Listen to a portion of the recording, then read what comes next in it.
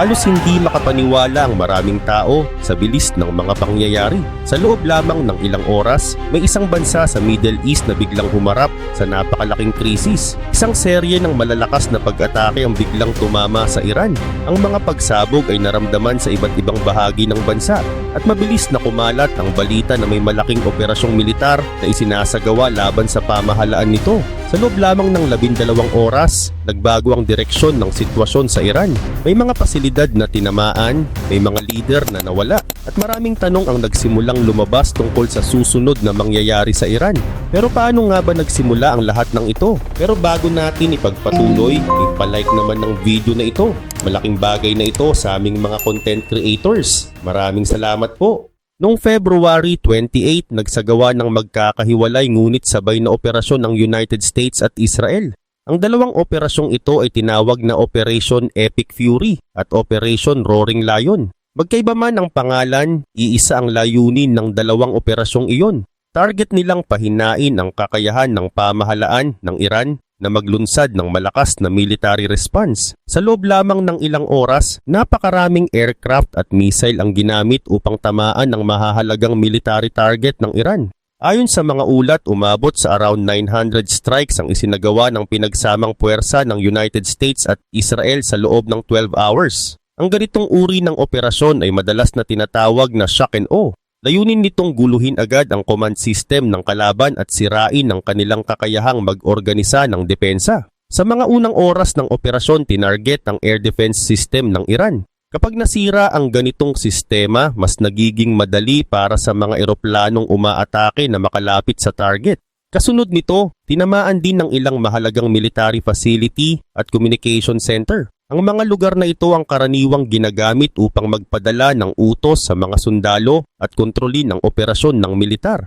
Kapag nasira ang command and control system, nahihirapan ang isang bansa na maghanda ng maayos na depensa. Dahil dito, ayon sa ilang analis, malaki ang naging epekto ng unang mga pag-atake. Ang unang malalakas na pagsabog sa Tehran ay iniulat bandang 5:30 PM ayon sa Australian Eastern Daylight Time based sa ulat ng The Sydney Morning Herald. Kung i-convert iyon sa oras ng Iran, lumalabas na nagsimula ang mga pag-atake bandang alas 10 ng umaga sa lokal na oras. Isang oras matapos ang mga unang pagsabog, naglabas ng pahayag si US President Donald Trump na nagsimula na ang malawakang combat operations ng United States laban sa Iran. Pagkatapos ng anunsyong iyon, nagpatuloy pa ang mga pag-atake sa loob ng 11 pang oras. Sa panahong iyon, patuloy na tinamaan ang mga military installation, radar system at iba pang strategic target ng Iran. Ayon sa ilang ulat, malaking bahagi ng operasyon ng nakatuon sa lungsod ng Tehran.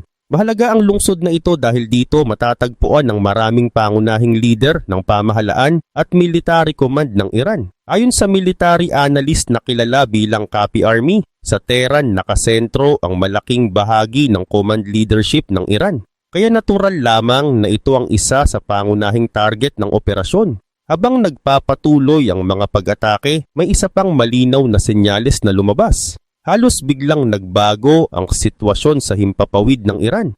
Ang airspace sa ibabaw ng Tehran ay halos naging bakante. Halos wala ng civilian aircraft na dumadaan sa lugar. Ganito rin ang nangyayari sa mga lugar na may matinding military operation tulad ng ilang bahagi ng Ukraine at Russia, kung saan pansamantalang ipinagbabawal ang civil air traffic. Ayon sa isang map na ibinahagi ng Iran International noong February 28, kitang-kita na iniiwasan na ng mga eroplano ang paglipad sa Iran. Ang mga eroplano na dati ay dumadaan sa himpapawid ng Iran ay biglang nagbago ng ruta upang umiwas sa lugar. Hindi lamang Iran ang iniiwasan ng mga airline, pati ang ilang kalapit na bansa tulad ng Iraq, Kuwait at Syria ay naapektuhan din dahil sa posibilidad ng panibagong pag-atake o pagganti. Ang ilan sa mga lugar na yon ay pinaniniwalaang ginagamit din bilang base kung saan nagmumula ang mga strike ng United States. At may isa pang napakalaking balita na lumabas matapos ang mga operasyon. Sa gitna ng 12 oras ng pag-atake, iniulat na napatay ang Supreme Leader ng Iran na si Ali Khamenei. Matapos ang mga pag-atake, isang napakalaking pagbabago ang nangyari sa pamumuno ng Iran. Napatay ang Supreme Leader na si Ali Khamenei, ang taong matagal na namuno sa bansa. habang sinusubukan nitong palakasin ang sarili bilang isang malaking military at nuclear power sa Middle East. Ayon sa mga ulat, daan-daan o maaaring libu-libong opisyal at taga-suporta ng kanyang pamahalaan ang nasawi sa mga pag-atake. Malaki ang magiging epekto nito sa hinaharap ng Iran. Ngunit para maintindihan kung bakit umabot sa ganito ang sitwasyon, mahalagang sagutin ang dalawang tanong. Paano naisagawa ng United States ang 12 oras na sunod-sunod na pag-atake? At ano ang naging papel ng United States at Israel sa operasyong ito? Ang pinakasimpleng sagot ay gumamit ang United States ng napakalaking lakas militar upang agad pahinain ang depensa ng Iran bago pa ito makapag-organisa ng maayos na sagot. Maraming bahagi ang operasyong ito na maaring pag-usapan ng detalyado, ngunit may ilang kagamitan na naging mahalagang bahagi ng unang pag-atake. Isa sa pinakamahalaga ay ang Tomahawk cruise missiles na inilunsad mula sa mga warship ng United States. Ayon sa ulat ng military analyst na kilala bilang Copy Army, mahigit 20 na American warships sa rehiyon ang kasali sa operasyon. Kabilang dito ang mga destroyer at submarine na matagal nang nakaposisyon sa paligid ng Persian Gulf. Mula sa mga barkong ito, nagpakawala ang United States ng 12-dosenang Tomahawk missiles patungo sa iba't ibang target sa Iran. May mga video na lumabas na nagpapakita kung paano lumilipad ang mga missile na ito papunta sa kanilang target. Sa ilang footage na kuha mula sa lupa, makikitang mababa ang lipad ng mga missile habang mabilis na papalapit sa kanilang target. Ang ganitong estilo ng paglipad ay sinadya. Kapag mababa ang lipad ng missile, mas mahirap itong makita ng kalaban. Dahil dito, mas malaki ang tsansa na makarating ito sa target bago pa mapigilan. Sa isang video, makikitang 21 missiles na sunod-sunod na lumilipad sa kalangitan papunta sa kanilang target. Ang buong eksena ay tumagal lamang ng mahigit 30 seconds. Matapos ang ilang sandali, naiulat ang maraming pagsabog sa iba't ibang mahalagang lugar sa Iran.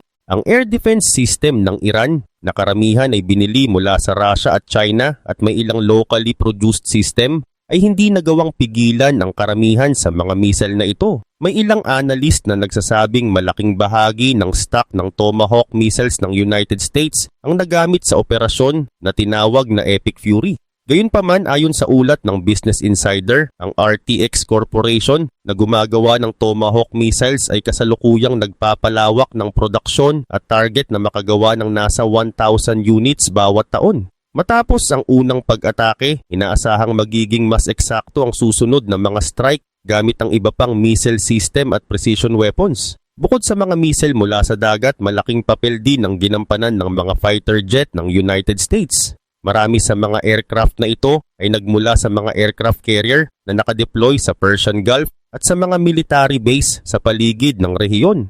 Ayon pa rin kay Copy Army, malaking bahagi ng unang 12 oras ng pag-atake ay isinagawa ng F-35 fighter jets at F-A-18E Super Hornets.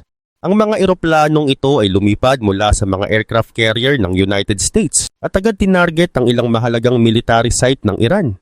Kabilang sa mga tinamaan ay mga drone platform at mga launch site ng ballistic missiles. Pagkatapos ng unang mga pag-atake, naiulat din na ginamit ang iba pang aircraft tulad ng F-16 fighters, F-22 stealth jets at ang twin-engine A-10 attack aircraft. Hindi lamang air defense at missile site ang target ng mga pag-atake. Tinamaan din ang ilang naval facility ng Iran.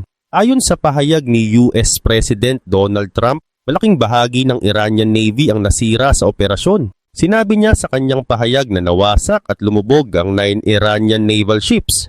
At ilan sa mga ito ay kabilang sa kanilang pinakamahalagang barko. Dagdag pa niya, patuloy pa raw ang operasyon upang targetin ang natitirang mga barko ng Iran. Sa kanyang mga salita, sinabi niya na ang iba pang barko ng Iran ay malapit na ring lumubog sa ilalim ng dagat. Dagdag pa ni Donald Trump, hindi lang mga barko ang tinamaan sa mga pag-atake. Nasira rin umano ang pangunahing naval headquarters ng Iran. Pagkatapos niyang sabihin yon, nagbiro pa siya at sinabing maayos pa rin daw ang kalagayan ng Iranian Navy. Ayon naman sa ulat ng militarny, may mga satellite image na nagpakita na lumubog ang 3 barko ng Iran. Kabilang dito ang isang light frigate at 2 corvette. May mga ulat din na nagsasabing may 3 pang sasakyang pandagat ang nasira. Kabilang sa mga ito ang 2 patrol boat at isang auxiliary ship. Malaking problema ito para sa Iran dahil hindi naman kalakihan ang kanilang navy mula pa noong una. Batay sa datos ng Global Firepower, may 7 frigate lamang ang Iran at 3 corvette bago pa nagsimula ang mga pag-atake. Mayroon pa silang 25 submarines, ngunit ang pagkawala ng kahit ilang surface warship ay malaking dagok sa kanilang kakayahan sa dagat. Mahalaga ang usaping ito lalo na sa Strait of Hormuz, isang napakahalagang ruta ng kalakalan sa mundo. Kung mas humina ang Navy ng Iran, mas mababawasan ang kakayahan nitong kontrolin o bantayan ng rutang iyon. Kung susuriin ang nangyari noong February 28, makikita kung gaano kalawak ang naging epekto ng 12 oras na operasyon. Una, napatay ang Supreme Leader ng Iran na si Ali Khamenei. Ikalawa, tinamaan ang maraming mahalagang military facility sa buong bansa sa pamamagitan ng Tomahawk missiles. Ikatlo, gumamit ng mga fighter jet ang United States upang targetin ang mga mahalagang lugar sa Iran, kabilang na ang ilang barko na bahagi ng kanilang navy. Sa mga pag-ataking ito, nawala sa Iran ang ilan sa kanilang warship, isang bagay na hindi pa nangyari mula pa noong dekada 1980. At ayon sa mga analyst, malaki ang posibilidad na may iba pang kagamitan ng Iran ang nasira sa mga sumunod pang operasyon. Ngunit hindi pa doon nagtatapos ang kwento. Bukod sa Tomahawk missiles, gumamit din ng United States ng isa pang uri ng sandata. Ito ang ATACMS missiles. Ayon sa ulat ng Military Watch magazine, may mga video na inilabas ang US Central Command o CENTCOM na nagpapakita ng paggamit ng ATACMS missiles laban sa ilang target sa Iran. Ang mga missile na ito ay inilulunsad mula sa HIMARS launchers. Pinaniniwala ang ginamit ang mga ito upang targetin ang radar system ng Iran at iba pang bahagi ng kanilang air defense network. Kapag nasira ang radar system, mas mahihirapan ang isang bansa na makita at pigilan ang paparating na missile o aircraft. Bukod dito, tinamaan din umano ang ilang ballistic missile launch site na maaaring gamitin ng Iran kung nais nitong gumanti sa mga pag-atake. May isa pang footage na nagpapakita na tinamaan ng ATACMS, ang isang medium-range ballistic missile launcher. May ulat din na isang Bavar 373 air defense system ng Iran ang nasira sa parehong operasyon. Ito ay ground-launched missile.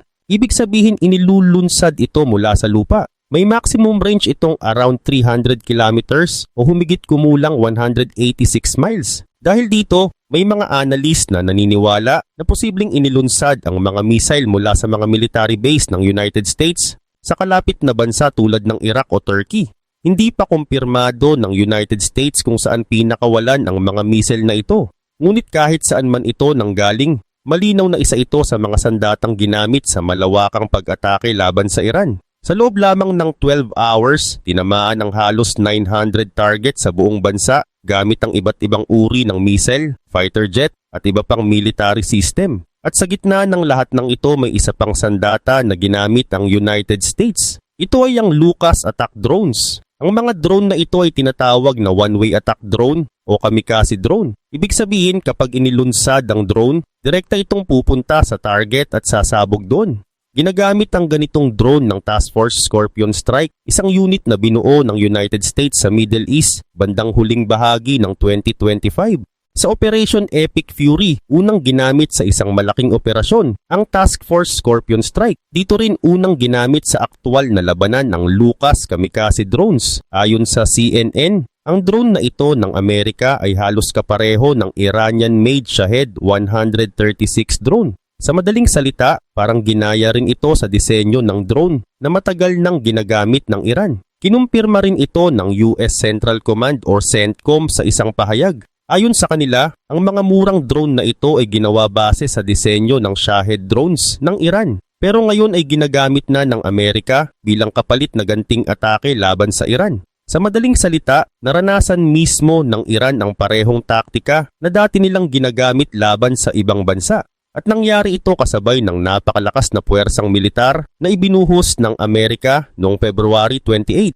Ang 12 oras ng Operation Epic Fury ay naging isa sa pinakamalalaking pagpapakita ng lakas militar ng United States sa mga nagdaang taon. Ayon pa sa CENTCOM, ito ang isa sa pinakamalaking pagsasama ng puwersang militar ng Amerika sa isang rehiyon sa loob ng maraming dekada. Ibig sabihin bihira lang makita ang ganitong kalaking lakas militar na pinagsama-sama sa isang operasyon. Sa susunod na bahagi, mas titingnan kung ano ang ibig sabihin nito para sa Iran at sa pamahalaan nito. Pero bago iyon, mahalagang maintindihan kung paano nagtulungan ang Operation Epic Fury ng Amerika at ang Operation Roaring Lion ng Israel upang pahinain ng Iran sa loob lamang ng 12 hours. Bagamat pareho ang layunin ng United States at Israel na pabagsakin ng matagal ng pamumuno sa Iran, magkaiba ang naging papel ng dalawang bansa sa unang bahagi ng labanan. At ayon sa ilang analyst, maaring mas naging mabigat pa ang naging epekto ng ginawa ng Israel sa kakayahan ng Iran na lumaban. Ayon sa Institute for the Study of War o ISW, may malinaw na plano ang United States at Israel na inilalarawan sa dalawang salita na destroy at decapitate. Ang ibig sabihin nito, sisirain muna ang kakayahang militar ng Iran at pagkatapos ay tatanggalin ang mga leader nito. Ang bahagi ng Amerika sa operasyon ay nakatuon sa mga military target. Kabilang dito ang mga warship, missile launch site, radar system at iba pang pasilidad ng militar. Samantala, ang Israel naman ay nakatuon sa pagtanggal ng mga pangunahing leader ng Iran. Ayon sa ISW, malaki ang posibilidad na si Ali Khamenei ay napatay sa operasyon na isinagawa ng Israel. Bukod sa kanya, may ilan pang matataas na opisyal ng Iran ang naiulat na napatay. Isa rito si Ali Shamkhani na nagsilbing sekretary ng Defense Council ng Iran. Kasama rin sa mga naiulat na namatay si Major General Mohammed Pakpour, ang commander ng Islamic Revolutionary Guard Corps o IRGC. Napatay rin umano si Defense Minister Aziz Nasir Zadeh. Ang lahat ng ito ay nangyari sa loob lamang ng unang 12 hours ng operasyon. Ngunit hindi lamang mga leader ang naapektuhan ng mga pag-atake. Ayon sa Iran International, iniulat ng ISNA News Agency na libo-libong miyembro ng IIRGC ang napatay o nasugatan matapos tamaan ang mga military facility ng Iran. Gayunpaman, hindi pa ito ganap na nakukumpirma. Ang ISNA ay itinuturing na semi-official na news source, kaya may mga analyst na nagsasabing kailangan pa itong kumpirmahin. May iba pang ulat mula sa Al Jazeera na nagsasabing hindi bababa sa 555 Iranian ang napatay sa mga airstrike. Ang bilang na ito ay mula sa Iranian Red Crescent Society. Hindi pa malinaw kung kasama sa bilang na iyon ang mga sundalo at leader o kung mga sibilyan lamang ang tinutukoy. Dahil dito may kalituhan pa rin tungkol sa tunay na dami ng namatay at nasugatan sa Iran matapos ang 12 oras na pag-atake. Pero may isang bagay na malinaw. Ang pamahalaan ng Iran ay nasa napakahinang posisyon ngayon. Habang nagpapatuloy ang mga susunod na hakbang matapos ang unang malawakang pag-atake, lalo pang nagiging mahina ang posisyon ng pamahalaan ng Iran. Ipinakita na ito ng United States nang gamitin nito ang B-2 Spirit stealth bombers upang targetin ang mga underground missile facility ng Iran. Ang B-2 ay isa sa pinaka-advanced na bomber ng Amerika. Dahil sa stealth technology nito, napakahirap itong matukoy ng kalaban. Ibig sabihin, kaya nitong lumapit sa target ng halos hindi napapansin. Ayon kay Max Afterburner, ang nangyayari ngayon ay halimbawa ng pinakamataas na antas ng maayos na pinagsamang air power. Ipinaliwanag niya na ganito talaga dinisenyo ang military strategy ng United States. Una, winawasak ang integrated air defense system ng kalaban upang mawalan ito ng kakayahang ipagtanggol ang sarili. Kapag nangyari iyon, mas madali ng targetin ng mismong pamunuan ng bansa. Ito rin ang parehong estratehiya na binigyang diin ng Institute for the Study of War. Sa planong ito, tinutukan ng Amerika ang mga military facility tulad ng missile site, radar system at iba pang mahalagang kagamitan ng militar ng Iran. Samantala, ang Israel naman ay tumutok sa mga pangunahing leader ng Iran. Sa loob lamang ng 12 hours, dalawang magkaibang layunin ng sabay na naisakatuparan.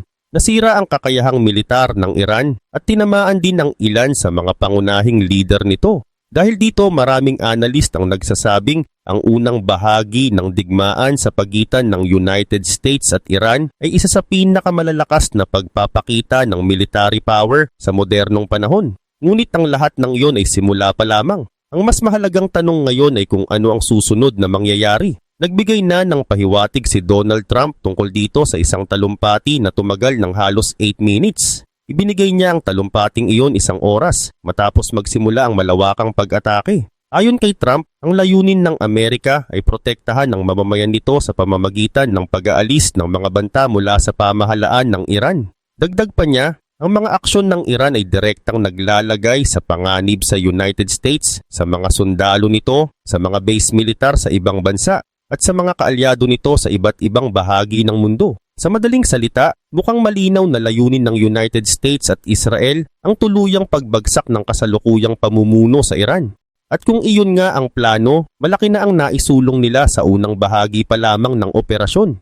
Kung tama ang mga ulat tungkol sa malaking pinsala sa IRGC, marami ring opisyal at sundalo ng Iran ang nawala na sana ay maaaring manguna sa paglaban-laban sa Amerika. May lumabas ding satellite images na nagpapakita ng matinding pinsala sa bahay o compound kung saan nakatira si Khamenei. Ang mga larawang ito ay malaking propaganda victory para sa United States. Kapag ipinakita ito sa buong mundo, ipinapakita nito kung gaano kalakas ang Air Force ng Amerika at Israel. Ipinapakita rin nito kung gaano kaayos ang kanilang intelligence dahil natamaan nila ang napakahalagang target sa napakaikling panahon. May isa pang posibleng layunin ng pagpapakita ng mga larawang ito. Posibleng gusto ng Amerika na hikayatin ang mga mamamayan ng Iran na kumilos laban sa kasalukuyang pamahalaan. Ayon sa analysis ni Copy Army, ang mga pahayag ni Trump tungkol sa pagbagsak ng rehimen ay maaaring mensahe para sa mga Iranian na matagal nang nagpoprotesta laban sa kanilang gobyerno. Bago pa magsimula ang Operation Epic Fury, mayroon ng mga protesta sa Iran laban sa pamahalaan. Ang mensahe ng Amerika ay maaaring ganito: kung kumilos ang mga mamamayan laban sa pamahalaan, handa ang United States na suportahan sila mula sa himpapawid. Habang kumikilos ang mga tao sa loob ng bansa, maaaring gamitin ng Amerika ang air power nito upang pigilan ang anumang military response ng natitirang leader ng Iran. Sa unang bahagi, ginamit ng Amerika at Israel ang kanilang military power upang pahinain ang pamahalaan. Sa susunod na bahagi, posibleng ang mismong mamamayan ng Iran ang kumilos upang tuluyang pabagsakin ito. Ang maagang pagkamatay ni Khamenei ay maaaring nagsilbing simula ng ganitong posibilidad. Gayunpaman, hindi ito magiging madali. Ayon sa ulat ng politiko, maraming layer ng kontrol at repression ang naitayo ng pamahalaan ng Iran sa loob ng maraming dekada. Hindi basta mawawala ang mga sistemang iyon kahit wala na si Khamenei. Aktibo pa rin ang Islamic Revolutionary Guard Corps o IRGC kahit marami na ang kanilang nawalang miyembro. At ayon sa kasaysayan, napakahirap pabagsakin ng mga pamahalaan na matagal nang matatag ang kontrol sa bansa. Sa kabilang banda, marami ring Iranian ang matagal nang naghahangad ng pagbabago sa kanilang bansa. Kung magkakaroon ng malawakang kilos ng mga mamamayan, posible na ito ang maging susunod na malaking bahagi ng krisis sa Iran. Ngunit may isang bagay na halos sigurado na. Kahit patuloy na sumuporta ang United States, malamang na hindi ito magpapadala ng ground troops sa Iran. Nilinaw na rin ng ilang opisyal sa Amerika kung hanggang saan lang ang balak nilang gawin sa digmaan na ito. Sa isang interview, sinabi ni Republican Senator Tom Cotton na wala raw plano ang Pangulo ng Estados Unidos na magpadala ng malaking ground force sa loob ng Iran. Sa madaling salita, hindi nila balak magpadala ng maraming sundalo upang makipaglaban ng direkta sa lupa. Sa halip, mas malamang na ipagpatuloy ng Amerika ang pag-atake mula sa himpapawid at dagat. Ito ang paraan na nagdulot na ng malaking pinsala sa Iran sa unang bahagi pa lamang ng digmaan. Ayon kay Cotton, umaasa ang Estados Unidos na kung may lalaban man sa loob ng Iran laban sa kasalukuyang pamahalaan, manggagaling ito sa mismong mga mamamayan ng Iran na matagal nang naghahangad ng pagbabago sa kanilang bansa. Ngunit hindi lamang ang mga mamamayan ng Iran ang maaaring makaapekto sa direksyon ng digmaan. May isa pang bagay na kailangang isipin ng pamahalaan ng Iran. Ito ay ang posibleng papel ng ibang mga bansa. Ayon sa ulat ng The Times of India, may indikasyon na maaaring nagkaroon ng lihim na koordinasyon sa pagitan ng Israel at Saudi Arabia bago pa magsimula ang 12 oras na pag-atake. Hindi pa malinaw kung gaano kalalim ang naging ugnayan ng dalawang bansa sa planong ito. Pero may posibilidad na mas maging lantad ang ganitong uri ng pagtutulungan habang nagpapatuloy ang digmaan. May mga dahilan ng Saudi Arabia kung bakit gusto nitong makita ang pagbagsak ng kasalukuyang pamahalaan sa Iran. Matagal nang tensyonado ang relasyon ng dalawang bansa, lalo na dahil sa kompetisyon sa impluwensya sa Middle East. Para sa Saudi Arabia, ang isang Iran na malakas at hindi mahulaan ng galaw ay isang malaking banta sa kaayusan sa rehiyon. Bukod sa Saudi Arabia, may papel na rin ang United Kingdom sa kasalukuyang sitwasyon. Ayon sa mga ulat, handa na ngayon ang UK na payagan ng United States na gamitin ang ilang base militar nito kung kakailanganin sa mga operasyon. Dati ay tumanggi ang UK sa ganitong uri ng kahilingan, ngunit nagbago ang posisyon nito habang tumitindi ang krisis. Sa kabila nito, ayon sa ulat ng Al Jazeera, karamihan sa mga bansa sa Gulf region ay hindi pa rin gustong direktang makisali sa digmaan. Para sa kanila, hindi ito laban na dapat nilang pasukin. Kahit na sinubukan ng Iran na gumanti sa pamamagitan ng pagpapadala ng ilang missile at drone sa mga base ng Amerika sa mga bansang iyon, nananatiling limitado ang kanilang sagot. Sa kasalukuyang sitwasyon, malinaw na nasa napakahirap na kalagayan ng pamahalaan ng Iran. Patay na ang kanilang pinakamataas na leader. Malaki ang pinsala sa kanilang air defense system. Maraming miyembro ng IRGC ang napatay o nasugatan. At ang buong sistema ng pamahalaan ay tila nasa gitna ng kaguluhan. Hindi pa tapos ang digmaan. Pero sa loob lamang ng 12 hours, nagawa ng United States at Israel na baguhin ng malaki ang direksyon ng laban. Kung magpapatuloy ang mga pangyayari sa ganitong bilis, posibleng maging isa ito sa pinakamabilis na pagbagsak ng isang pamahalaan sa modernong kasaysayan ng digmaan.